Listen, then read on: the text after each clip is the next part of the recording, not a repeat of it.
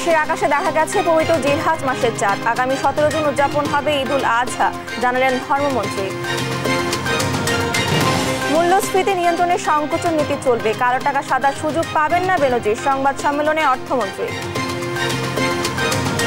মূল্যস্ফীতি নিয়ন্ত্রণ যেহেতু আমাদের এখন সর্বোচ্চ অগ্রাধিকার, সেহেতু সংকোচনমূলক নীতিকৌশল আরও কিছুদিন চলমান থাকবে। বাজেটে মানুষের মৌলিক অধিকার নিশ্চিতে নজর দেওয়া হয়েছে, বৈশ্বিক সংকটের ধাক্কা এখনো অর্থনীতিতে, জানালেন প্রধানমন্ত্রী। বাজেটে দুর্নীতিকে প্রশ্রয় দেওয়া হয়েছে, বলছে বিএনপি। অতি উচ্চাভিলাষী, বলছে সিপিডি। কালো টাকা নীতির কঠোর সমালোচনা। এবং বাংলাদেশ দলের বিশ্বকাপ মিশন শুরু কাল, শান্তদের প্রতিপক্ষ শ্রীলঙ্কা বাজের সময় পেছনে ফেলে ভালো করার প্রত্যয় টাইগারদের।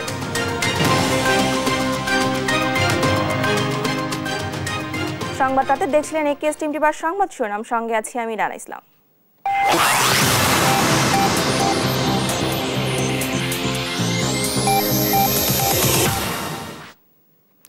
চলমান অর্থনৈতিক সংকটে মূল্যস্ফীতি নিয়ন্ত্রণে সব ধরনের পদক্ষেপ নেওয়া হয়েছে এবং আরও পর্যালোচনা চলছে। ফলে 2024-25 অর্থ বছরে মূল্যস্ফীতি 6.5% মধ্যে থাকবে বলে আশা করছেন অর্থমন্ত্রী আবুল হাসান মাহমুদ আলী। একই সঙ্গে 6.75% জিডিপি প্রবৃদ্ধি অর্জনের প্রত্যয় জানান তিনি। থাকবে সর্বজনীন পেনশন ব্যবস্থাও। বিকেলে রাজধানীর ওসমানী মিলনায়তনে বাজেটোত্তর সংবাদ সম্মেলনে এসব কথা বলেন অর্থমন্ত্রী। বিস্তারিত ইফতেখার রেজা রিপোর্টে। রীতি অনুযায়ী বাজেট ঘোষণার পরের দিন বিকেলে রাজধানীর ওসমানী স্মৃতি মিলনায়তনে সংবাদ সম্মেলন করে অর্থ মন্ত্রণালয়, যেখানে অর্থমন্ত্রী সহ অর্থ সংশ্লিষ্টরা বাজেট নিয়ে তাদের বক্তব্য তুলে ধরেন। এই ঋণ নির্ভরতা আমাদের আগামী দিনে বিপদের দিকে ঠেলে দেবে কিনা। সংবাদ সম্মেলনের শুরুতে অর্থমন্ত্রী আবুল হাসান মাহমুদ আলী জানান, রাশিয়া ইউক্রেন যুদ্ধের ফলে মূল্যস্ফীতি এখন 9% ঘরে, তবে আগামীতে মূল্যস্ফীতি কমে আসবে। মূল্যস্ফীতি নিয়ন্ত্রণে সংকোচনমূলক নীতি চলবে আরও কিছুদিন। আশা করেন আগামী অর্থ বছরে 6.75% প্রবৃদ্ধি লক্ষ্য অর্জনে সক্ষম হবেন। মূল্যস্ফীতি নিয়ন্ত্রণের লক্ষ্যে প্রয়োজনীয় সকল পদক্ষেপ আমরা নিয়েছি এবং আরও কি পদক্ষেপ নেওয়া যায় তা পর্যালোচনা করছি। আমাদের গৃহীত পদক্ষেপের ফলে মূল্যস্ফীতি 9% সীমাবদ্ধ রাখা সম্ভব হয়েছে। এবারও আমরা যে সকল পদক্ষেপ নিয়েছি তার ফলে আগামীতে মূল্যস্ফীতি কমে আসবে, এটা আমি দৃঢ়ভাবে আপনাদের জানাতে চাই। আগামীতে রিজার্ভ ও তারল্য সংকট থাকবে না তুলে ধরেন সার্বজনীন পেনশন পরিকল্পনাও। আমরা সর্বজনীন পেনশন ব্যবস্থা চালু করেছি, যাতে ব্যাপক সাড়া পাওয়া যাচ্ছে। এই কার্যক্রমে আমরা সকল শ্রেণীর নাগরিককে অন্তর্ভুক্ত করব। ইতোমধ্যে স্বায়ত্তশাসিত ও রাষ্ট্রায়ত্ত প্রতিষ্ঠানের নতুন নিয়োগপ্রাপ্তদের এই ব্যবস্থার আওতাভুক্ত করা হয়েছে। জনসাধারণের সুবিধার জন্য নিত্য প্রয়োজনীয় পণ্যের কর 2% থেকে কমিয়ে করা হয়েছে 1%। এছাড়া ভর্তুকি ও ন্যায্য মূল্যের দোকান করার কথা সরকার ভাবছে বলে জানান বাণিজ্য প্রতিমন্ত্রী। নিত্য প্রয়োজনীয় যেমন ধান, চাল, গম, ছোলা, মসুর সহ বিদ্যমান 2% যে কর ছিল সেখান থেকে কিন্তু 1% করের আওতায় নিয়ে আসা হয়েছে। আগামীতেও এর আকার বাড়ানোর জন্য আমরা প্রস্তাব তৈরি করছি। আগে এটা ট্রাক সেল ছিল, ওপেন সেল ছিল, এটা আমরা টিসিবির স্থায়ী ডিলারদের দোকান করার চেষ্টা করছি। তাহলে দোকানে ভর্তুকি মূল্যের সাথে সাথে আমরা ন্যায্য মূল্যেও কিছু পণ্য আমরা সেখানে সরবরাহ করার আসলে চেষ্টা করব। আর জনপ্রতিনিধিদের গাড়ি আমদানিতে শুল্ক বসানোর ব্যাখ্যা দেন অর্থ উপদেষ্টা। কাউকে একটা সুযোগ দিলে সেই সুযোগটা বন্ধ করা বেশ কষ্টসাধ্য হয়ে যায়। এই সরকার এবং এই অর্থমন্ত্রীর প্রতি আমাদের ধন্যবাদ দেওয়া উচিত যে একটি কঠিন প্রস্তাবনী এনেছেন, যে যারা আইন প্রণয়ন করেন তারাই নিজেদের স্বার্থের বিরুদ্ধে আইনে সমর্থন করার জন্য তাদেরকে বলা হয়েছে। বাংলাদেশ ব্যাংকে প্রবেশের অনুমতি এখন পর্যন্ত না পাওয়ায় বাজেট উত্তর সংবাদ সম্মেলনে বাংলাদেশ ব্যাংকের গভর্নরের বক্তব্য বয়কট করেন গণমাধ্যম কর্মীরা। গভর্নর কথা বলবেন, আমরা এটা বয়কট করার চেষ্টা করব। ইফতেখার রেজা, দেশ টিভি, ঢাকা। ফৌজদারি মামলা চলমান থাকায় কালো টাকা সাদা করার সুযোগ পাবেন না সাবেক আইজিপি বেনজির আহমেদ, এমনটাই জানালেন এনবিআর চেয়ারম্যান। আর প্রধানমন্ত্রীর অর্থনৈতিক বিষয়ক উপদেষ্টা জানান, তার বিরুদ্ধে অভিযোগ প্রমাণ হলে ব্যবস্থা নেওয়া হবে। সে পর্যন্ত নাগরিক হিসেবে সব ধরনের অধিকার পাবেন তিনি। আরও জানাচ্ছেন আল নোমান। বাজেট উত্তর সংবাদ সম্মেলনেও ঘুরে ফিরে আসে কালো টাকা সাদা করার সুযোগ আর বেনজিরদের দুর্নীতি প্রসঙ্গ। সাংবাদিকদের প্রশ্নের জবাবে প্রধানমন্ত্রীর অর্থনৈতিক বিষয়ক উপদেষ্টা ডক্টর মশিউর রহমান বলেন, তার বিরুদ্ধে নিশ্চয়ই কোনো আইনগত ব্যবস্থা নেওয়া হবে, তবে দেশের নাগরিক হিসাবে প্রয়োজনীয় সুরক্ষা পাওয়ারও অধিকার রাখে। নাগরিক হিসাবে তার যে অধিকার আছে সেটা থাকবে এবং বিচার ব্যবস্থাই সম্পন্ন করবে।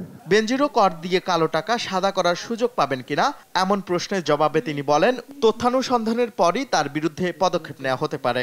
দুর্নীতি দমন কমিশন এটাকে তথ্য অনুসন্ধান করছে। তথ্য অনুসন্ধান করার পরে তার বিরুদ্ধে নিশ্চয়ই কোনো আইনগত ব্যবস্থা নেওয়া হবে। তাকে দুদক সমন দিয়েছিল, কাগজের খবর অনুসারে বাইরে উনি আছেন এবং উনি সময় চেয়েছেন, দুদক তাকে সময় দিয়েছে। তবে এনবিআর চেয়ারম্যান জানান, ফৌজদারি মামলা চলমান থাকায় কালো টাকা সাদা করার সুযোগ পাবেন না সাবেক আইজিপি। ফৌজদারি প্রক্রিয়ার ভিতরে আইনি প্রক্রিয়ার মধ্যে এই ধরনের বিষয় কিভাবে বৈধ হয়ে যাবে ট্যাক্স দিলে? আইনি প্রক্রিয়ায় পড়ে গেছে, কেসের ভিতরে পড়ে আছে। আল নোমান, দেশ টিভি, ঢাকা। ব্যাংকিং চ্যানেলে টাকা ফিরিয়ে আনতেই স্বল্প পরিসরে কালো টাকা সাদা করার সুযোগ রাখা হয়েছে বাজেটে, তবে কমানো হয়েছে অনেক নিত্যপণ্যের দাম। আওয়ামী লীগের ঐতিহাসিক 6 দফায় আলোচনায় এসব কথা বলেন প্রধানমন্ত্রী শেখ হাসিনা। বলেন, একটি গোষ্ঠী আছে যাদের কোনো কিছুই ভালো লাগে না, সে গোষ্ঠীর কথায় কান্না দেওয়ার আহ্বান জানান প্রধানমন্ত্রী। শামীমা আক্তার রিপোর্টে জানাচ্ছেন নাফিয়া ফারজানা। ঢাকা জেলা আওয়ামী লীগ কার্যালয়ে ঐতিহাসিক 6 দফা দিবস উপলক্ষে আওয়ামী লীগ আয়োজিত আলোচনা সভা। প্রধান অতিথি প্রধানমন্ত্রী শেখ হাসিনা।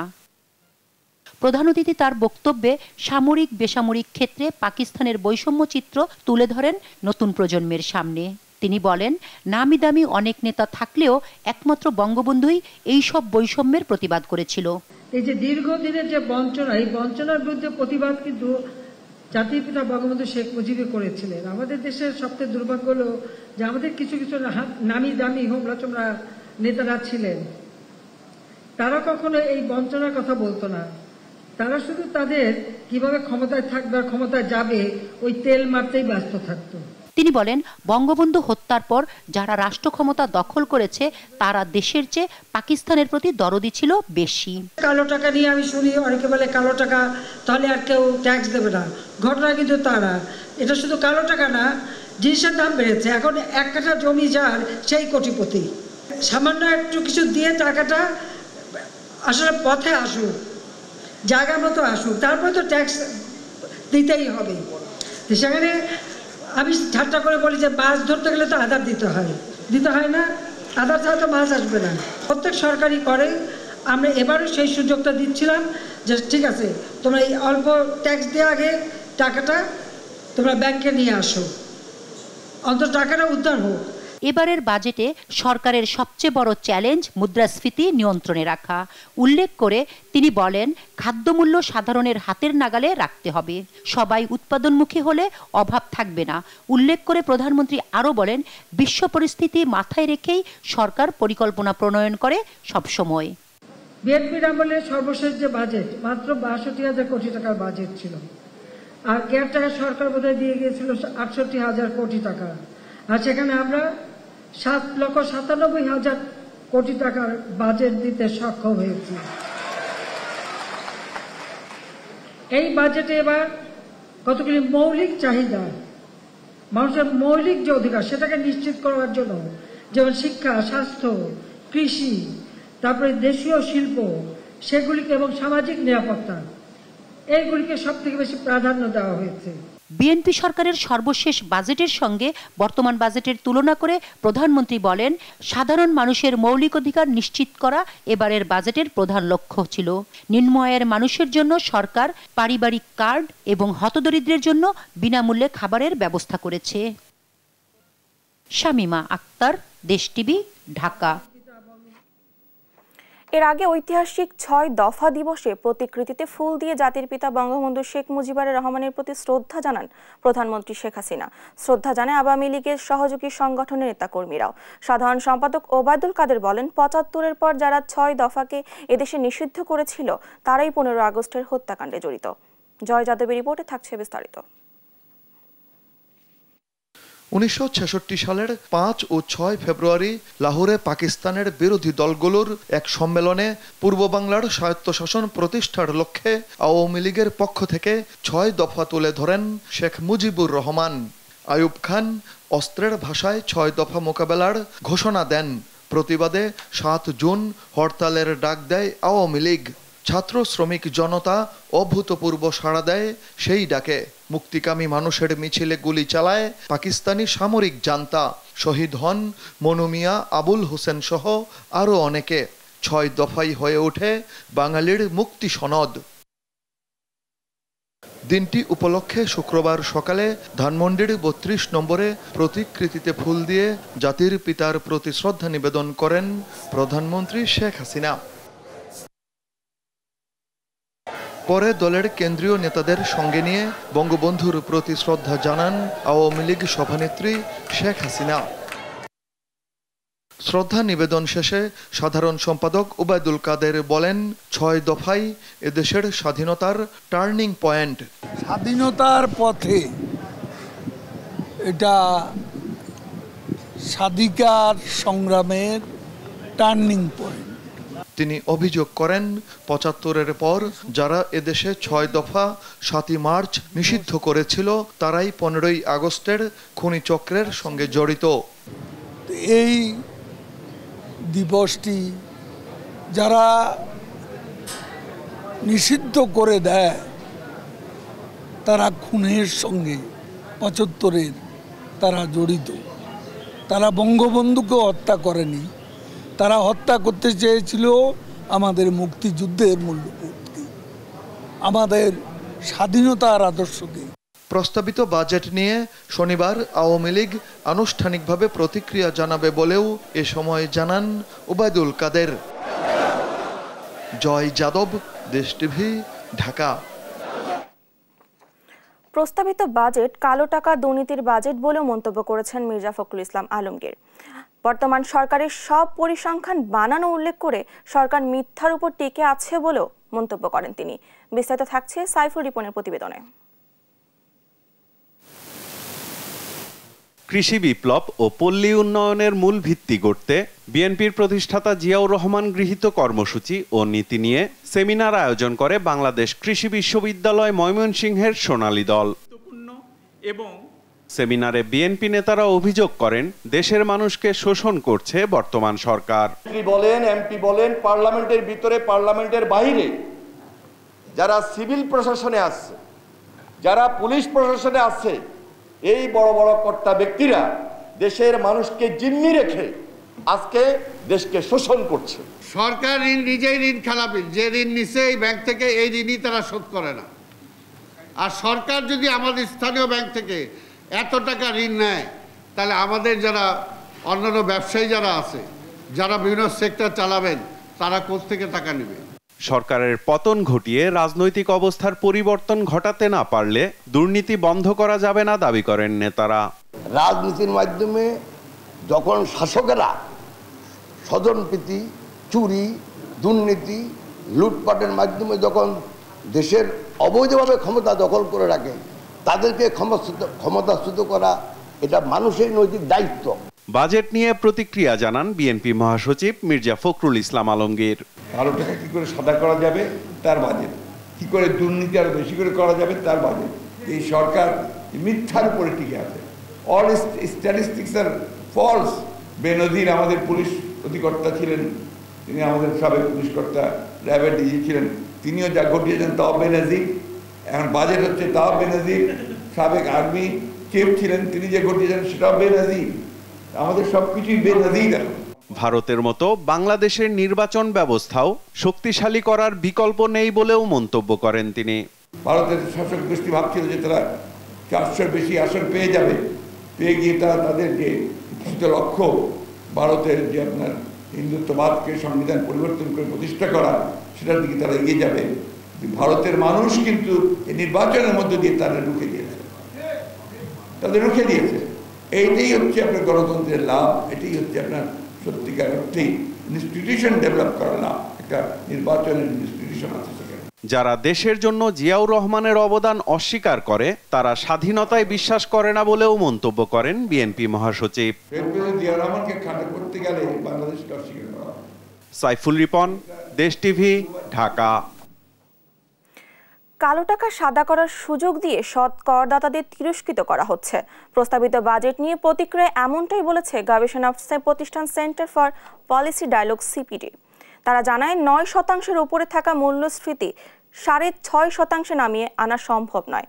আর আওয়ামী লীগের নির্বাচনী ইশতেহারের সাথে প্রস্তাবিত বাজেট সাংঘর্ষিক বলে মন্তব্য করেন সিপিডির সম্মানীয় ফেলো ডক্টর মুস্তাফিজুর রহমান। এম এ আজিমের রিপোর্টে থাকছে বিস্তারিত। একদিকে চলছে মূল্যস্ফীতি, আরেকদিকে রিজার্ভের ক্ষয়। অর্থনীতির বেশিরভাগ সূচকই অস্থিতিকর অবস্থায়। এ পরিস্থিতিতে অর্থনৈতিক স্থিতিশীলতা ফিরিয়ে আনা সবচেয়ে গুরুত্বপূর্ণ। বাজেটোত্তর প্রতিক্রিয়ায় এমনটাই বলছে Centre for Policy Dialogue CPD. সর্বনিম্ন করমুক্ত আয়ের শুক্রবার বঙ্গবন্ধু আন্তর্জাতিক সম্মেলন কেন্দ্রে বাজেট প্রতিক্রিয়ার এ সংবাদ সম্মেলন, যাতে সিপিডির সম্মানীয় ফেলো মোস্তাফিজুর রহমান জানান আওয়ামী লীগের নির্বাচনী ইশতিহারের সঙ্গে সাংঘর্ষিক। নির্বাচনী ইশতিহার, আমার যদি ভুল না হয় অধ্যায় ৩, সেখানে স্পষ্টভাবে বলা আছে দুর্বৃত্তায়ন, তারপরে এই যারা নাকি বিভিন্নভাবে কর খেলাপি, ঋণ খেলাপি ইত্যাদির বিরুদ্ধে শূন্য সহিষ্ণুতার কথা সেখানে উল্লেখ আছে। সুতরাং এখন যেটা আর কি দেওয়া হচ্ছে এটা অবশ্যই সাংঘর্ষিক। 15% কর দিয়ে কালো টাকা সাদা করার সুযোগ দিয়ে সাধারণ করদাতাদের তিরস্কৃত করা হয়েছে বলে মন্তব্য করেছেন সিপিডির গবেষণা পরিচালক খন্দকার গোলাম মোয়াজ্জেম। এ ধরনের ব্যবস্থাগুলো আসলে এক ধরনের প্রণোদনামূলক ব্যবস্থা। সরকারের হাতে এমন কোনো ইনস্ট্রুমেন্ট এই মুহূর্তে চালু নেই যেটা দিয়ে তিনি আসলে কালো টাকা ধরতে পারেন অটোমেটিক্যালি। সুতরাং সেই ধরনের একটা ইন্টিগ্রেটেড ফাইন্যান্সিয়াল সিস্টেম না চালু হলে এই ধরনের এই যে উদ্বুদ্ধ করা, প্রেরণা দেওয়া, কম কর আরোপ করা, এগুলো দিয়ে আসলে খুব বেশি লাভ হয় না। বাজেটের 9% উপরে থাকা মূল্যস্ফীতি 6.5% নামিয়ে আনা সম্ভব নয় বলছেন সিপিডির নির্বাহী পরিচালক ডক্টর ফাহমিদা খাতুন। গ্রোথ প্রবৃত্তির দিকে না নজর রেখে আমাদের কিন্তু সংকট মোকাবেলা করাই কিন্তু প্রয়োজন ছিল, এবং সামগ্রিকভাবে এই যে একটা সংকটময় চ্যালেঞ্জিং সময়ে, এক্সট্রাঅর্ডিনারি টাইমে আমরা বলছি যে এই একটা তৎকালীন সময়ে একটা সাধারণ বাজেট দেওয়া হয়েছে, যেটা কিনা অন্য 8-10টি বাজেটের মতোই এই বাজেট দিয়ে এই সংকট মোকাবেলা করা সম্ভব নয়। সিপিডি বলছে একদিকে নিত্যপণ্যের আকাশচুম্বী দাম, অন্যদিকে করমুক্ত আয়সীমা বাড়েনি। তাই বাজেটকে উচ্চভিলাষী আখ্যা দিয়ে অর্থনীতিকে আগের অবস্থানে ফিরিয়ে আনতে সরকারকে ব্যয় সংকোচনের পরামর্শ দিয়েছে সিপিডি। সরকারের ব্যয় সংকোচনটা কবে হবে? এম এ আজিম, দেশ টিভি, ঢাকা। মূল্যস্ফীতি 6.5% নামিয়ে আনার লক্ষ্যমাত্রাকে চ্যালেঞ্জিং মনে করেছেন সাবেক গভর্নর অর্থনীতিবিদ ডক্টর আতিউর রহমান। বলেন, কালো টাকা সাদা করার ক্ষেত্রে 15% করারোপের প্রস্তাব গ্রহণযোগ্য হয়নি। ব্যাংক এশিয়া উন্নয়ন সমন্বয়ের যৌথ বাজেট প্রতিক্রিয়ায় এসব কথা জানান তিনি। আর রাজস্ব বাড়াতে প্রত্যক্ষ কর আদায়ের জোর দেওয়া দরকার বলে মনে করেন বিশেষজ্ঞরা। বিস্তারিত আমিনা প্রণামীর প্রতিবেদনে। ব্যাংক এশিয়া ও উন্নয়ন সমন্বয়ের যৌথ উদ্যোগে শুক্রবার ভার্চুয়ালি আয়োজন করা হয় এ বাজেট প্রতিক্রিয়া। বাংলাদেশ ব্যাংকের সাবেক গভর্নর ডক্টর আতিউর রহমান মনে করেন, বাজেটে 6.5% মূল্যস্ফীতির যে লক্ষ্যমাত্রা ধরা হয়েছে তা বাস্তবায়ন চ্যালেঞ্জিং হবে। যদি ঘাটতি 4.5%-এর বদলে 4% হতো আর বহিস্থ উৎস থেকে আগের পরিমাণ ঋণই পাওয়া যেত, তাহলে দেশের ব্যাংক থেকে 28,000 কোটি টাকা কম ঋণ নেওয়া লাগতো। সামাজিক খাতে বরাদ্দ আশানুরূপ হয়নি বলে দাবি করেন এ অর্থনীতিবিদ। শিক্ষার মান উন্নয়ন ও জনশক্তির দক্ষতা উন্নয়নের চাহিদা পূরণ করে এ খাতে আরো বাড়তি বরাদ্দ জরুরি বলে মনে করেন তিনি। সুযোগ ছিল, এর পুরোটাই বিপন্ন মানুষের জন্য যে খরচ হয় এমন নয়। সরকারি কর্মকর্তাদের পেনশন, সঞ্চয়পত্রের সুদ, বিভিন্ন বৃত্তির বরাদ্দও কিন্তু এর মধ্যে জুড়ে গেছে। চ্যালেঞ্জিং অর্থনৈতিক পরিস্থিতিতে প্রান্তিক নাগরিকদের সুরক্ষার্থে এই অনুপাত বাড়ানো যেত। কালো টাকা সাদা করার ক্ষেত্রে 15% করারোপ করার প্রস্তাব গ্রহণযোগ্য হয়নি। কয়েক বছর থেকে আমরা এরকম সুযোগ দিয়ে দেখেছি যে সত্যিকার অর্থে যারা কালো টাকার মালিক তারা কিন্তু দেশে টাকা ফেরত আনে না। রাজস্ব আহরণ বাড়াতে প্রত্যক্ষ কর আহরণের জোর দেওয়া দরকার বলে মনে করেন বিশ্লেষকরা। নেট বাড়ানোর বিষয় দেখেন, প্রতিবারে একই জিনিস কিন্তু করা হচ্ছে, যারা দিচ্ছে তাদের উপরে চাপানো হচ্ছে, নতুন করার উপর কোনো ব্যবস্থা করা হচ্ছে না। অর্থনৈতিক স্বস্তিটা, সামষ্টিক অর্থনৈতিক আস্থাটা তৈরি করবার জন্য এর একটা দৃঢ় উল্লেখ থাকা দরকার, বাজেটে কমিটমেন্টটা থাকা দরকার। বৃহস্পতিবার 7,97,000 কোটি টাকার প্রস্তাবিত বাজেট ঘোষণা করে সরকার। এতে অতি দরিদ্র হারে শূন্যের কোঠায় নামিয়ে আনা, অর্থনৈতিক স্থিতিশীলতা, মূল্যস্ফীতি নিয়ন্ত্রণ, জলবায়ু পরিবর্তনের প্রভাবে মোকাবেলা সহ 14টি বিষয় প্রাধান্য দেওয়া হয়। আমেনা প্রণামী, দেশ টিভি, ঢাকা। বাংলাদেশের আকাশে দেখা গিয়েছে জিলহজ মাসের চাঁদ। আগামী 17 জুন পবিত্র ঈদ উল আজহা। শুক্রবার সন্ধ্যায় বাইতুল মোকাররম জাতীয় মসজিদে ইসলামিক ফাউন্ডেশনের সভাকক্ষে জাতীয় চাঁদ দেখা কমিটির সভা শেষে এ ঘোষণা দেওয়া হয়। ধর্মমন্ত্রী ফরিদুল হক খান জানান, রংপুরের পীরগাছায় নতুন চাঁদ দেখার খবর মিলেছে। ফলে আগামী 17 জুন সোমবার উদযাপন হবে মুসলমানদের অন্যতম বৃহত্তম ধর্মীয় উৎসব ঈদ উল আজহা।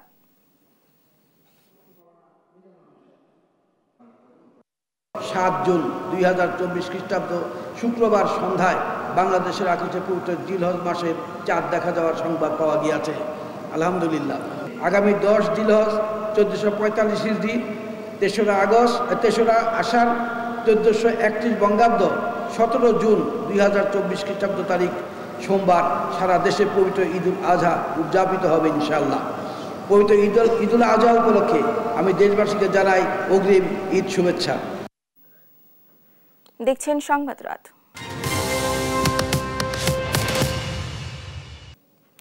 নিত্যপণ্যের বাজার স্থিতিশীল রাখতে বাজেটে 27টি পণ্য খাদ্যশস্যের সরবরাহের উপর উৎসে কর কমানোর ঘোষণার প্রভাব নেই বাজারে, বরং যেমন খুশি দাম বাড়িয়ে চলেছেন ব্যবসায়ীরা। ঈদ উল আজহার সামনে রেখে আরেক দফা বেড়েছে মশলা পণ্যের দাম। পর্যাপ্ত সরবরাহের পরও পেঁয়াজ ছুঁয়েছে 80-90 ঘর। কাঁচা লঙ্কা 250 আর অধিকাংশ সবজি বিক্রি হচ্ছে 50 টাকার উপরে। নিত্যপণ্যের উচ্চ মূল্যে আয় ব্যয়ের হিসাব মেলাতে পারছেন না ক্রেতারা।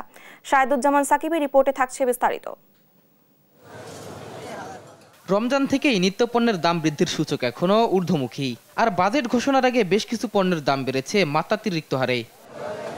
বাজেটে নিত্যপণ্যের বাজার স্থিতিশীল রাখতে পেঁয়াজ, রসুন, চাল ডালের মতো 27টি দরকারি পণ্য ও খাদ্যশস্যের সরবরাহের উপর উৎসে কর কমানো হচ্ছে। তবে বাজেট ঘোষণার পরদিন তার প্রভাব নেই বাজারে। শুক্রবার রাজধানীর বিভিন্ন বাজারে মাছ, মাংস সহ সব ধরনের পণ্যের দাম আছে আগের মতোই। পেঁয়াজ 90 টাকা, রসুন 2 থেকে 250, আর নিত্যদিনের অনুষঙ্গ আলু এখন 65 টাকা কেজি দরে বিক্রি হচ্ছে। পুরনো অজুহাত বিক্রেতাদের, গতকালকে যে দাম বিক্রি করছি আজকে ওই দামে বিক্রি করতেছি। যদি কমানোর কথা বলে তাহলে কালকে থেকে দেখা যাবে কমছে কিনা, বা আজকে তো আমরা মালাই না, কালকে আনছি, আজকেও আনছি কিছু, কিন্তু এখনো মানে কমায় না ওরা। বাজেট ঘোষণা হয়েছে, আমরা নতুন রেটের আমরা কিছু জানি না। কাঁচামরিচ 250 ঘরে, অধিকাংশ সবজি বিক্রি হচ্ছে 50 থেকে 100 টাকার মধ্যে। টমেটো ও বরবটি ছুঁয়েছে শতকের ঘর, কচুরমুখীও 100, করলা 60, ঢেঁড়স 50, বেগুন 80 টাকা। বাজেটের ইম্প্যাক্ট আসে নাই, এরা আদৌ জানে কিনা জানি না, কিন্তু একই প্রাইস সেম। কি কমাইছে কি বাড়াইছে, কিন্তু মাছের দাম অনেক। এদিকে আসন্ন ঈদ উল আজহাকে ঘিরে আরেক দফা বেড়েছে মশলা জাতীয় পণ্যের দাম। অযৌক্তিক এমন দাম বৃদ্ধিতে আয় ব্যয়ের সমীকরণ মেলাতে না পেরে ক্ষুব্ধ ক্রেতা। বাজেট ঘোষণার পূর্বে থেকেই শুরু করে দেয় বাজারে দ্রব্যমূল্য ঊর্ধ্বগতি করার জন্য, এর একটা চক্র সৃষ্টি থাকে আলাদা, মানে সপ্তাহ গেলেই বেড়ে যায় সব জিনিসের দামপত্র।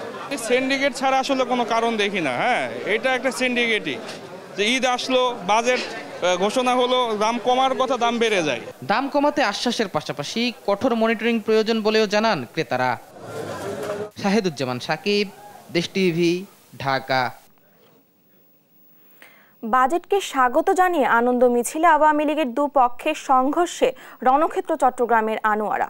অর্থ প্রতিমন্ত্রী ওয়াসিকা আয়েশা খান ও সাবেক ভূমিমন্ত্রী সাইফুজ্জামান চৌধুরী জাবেদের অনুসারীদের মধ্যে সংঘর্ষে উপজেলার সভাপতি এম এ মান্নান সহ অন্তত 15 জন আহত হয়।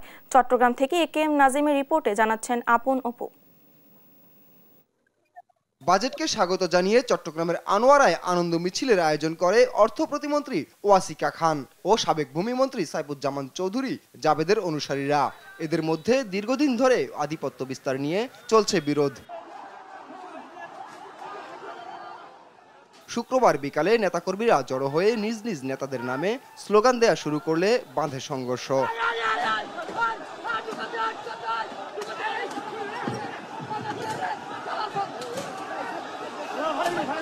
মুহূর্তেই রণক্ষেত্রে রূপ নেয় পুরো এলাকা। আহত হন উপজেলা আওয়ামী লীগ সভাপতি এম এ মান্নান সহ কমপক্ষে 15 জন নেতাকর্মী। আহত হন দেশ টিভির সাংবাদিক এ কে এম নাজিম সহ কয়েকজন সংবাদকর্মীও। অবস্থা গুরুতর হওয়ায় এম এ মান্নানকে আনোয়ারা উপজেলা হাসপাতাল থেকে চট্টগ্রাম মেডিকেল কলেজ হাসপাতালে পাঠানো হয়েছে। এই ঘটনায় পুরো এলাকায় বিরাজ করছে থমথমে পরিস্থিতি। মোতায়েন করা হয়েছে আইনশৃঙ্খলা বাহিনীর অতিরিক্ত সদস্য। নিউজ ডেস্ক, দেশ টিভি। ঈদ সামনে রেখে ঢাকার 2 সিটি কর্পোরেশনের 2টি স্থায়ী এবং 17টি অস্থায়ী পশুর হাট বসবে। এসব হাটের নিরাপত্তা নিশ্চিত করবে ঢাকা মহানগর পুলিশ। শৃঙ্খলা রক্ষার দেয়া হয়েছে বিশেষ নির্দেশনাও। সকালে সংবাদ সম্মেলনে এসব কথা জানান ডিএমপি কমিশনার হাবিবুর রহমান। মাজহারুল ইসলামের রিপোর্টে থাকছে বিস্তারিত। আগামী 17 জুন দেশে উদযাপিত হবে পবিত্র ঈদ উল আজহা। ঈদকে কেন্দ্র করে রাজধানীর যেখানে সেখানে কেউ যেন হাট বসাতে না পারে সেজন্য নির্ধারণ করা হয়েছে 19টি হাট। ঢাকার বাইরে থেকে যারা পশু নিয়ে আসবেন তাদেরকে সিটি কর্পোরেশনের নির্ধারিত স্থানে গরু নিয়ে আসতে বলা হয়েছে। বিশৃঙ্খলা ঠেকাতে এবং নিরাপত্তা নিশ্চিতে কাজ করবে পুলিশ।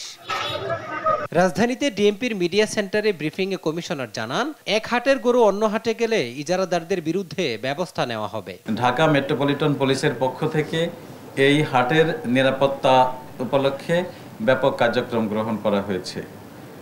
প্রথমত, যে সমস্ত হাটে গরু আসবে, আসার পথের নিরাপত্তা, হাটের যে স্থানে লেনদেন হবে, বেচাকেনা হবে সেখানকার নিরাপত্তা, এবং এরপরে বিকৃত টাকা নিয়ে যে গরুর মালিক তারা যে এখান থেকে চলে যাবেন সেটি নিরাপদ।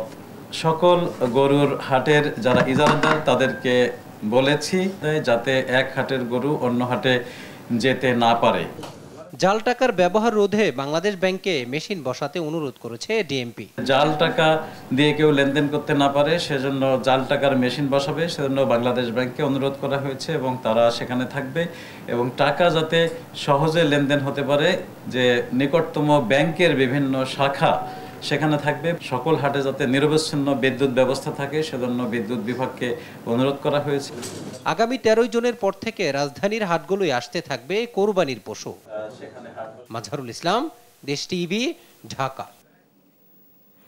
চাঁপাইনবাবগঞ্জ ও নওগাঁয় বজ্রপাতে 6 জনের মৃত্যু হয়েছে।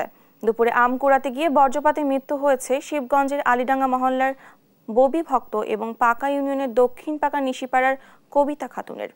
ভোলাহাটের হঠাৎ পাড়ায় মারা যান আমেনা খাতুন নামের আরও একজন। এছাড়া নওগাঁয় পত্নীতলার আগরকোলা গ্রামে খাদেমুল ইসলাম ও গাহুন গ্রামের মনিকা খাতুন নামের এক নারীর মৃত্যু হয়। আর মান্দা উপজেলায় ভোলাম গ্রামে শামসুল আলম নামে আরও একজনের মৃত্যু হয় বজ্রপাতে।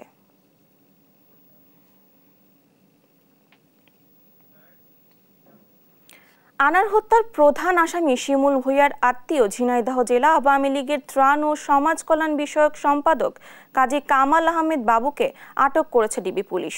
বৃহস্পতিবার সন্ধ্যায় জেলা শহরের স্টেডিয়াম পাড়ায় টিটিডিসি সড়কের বাসা থেকে তাকে নিয়ে যাওয়া হয়। বাবুর বড় ভাই কাজী গিয়ার জানান, আনার হত্যার প্রধান আসামি শিমুল ভূঁইয়ার কল লিস্টে নাম থাকায় বাবুকে জিজ্ঞাসাবাদের জন্য নিয়ে গেছে পুলিশ। তাদের মামাতো ভাই মিজানুর রহমান টুটুল শিমুলের বোন জামাই হওয়ায় শিমুলের সাথে কেবলই আত্মীয়তার সম্পর্ক বলে দাবি করেন তিনি।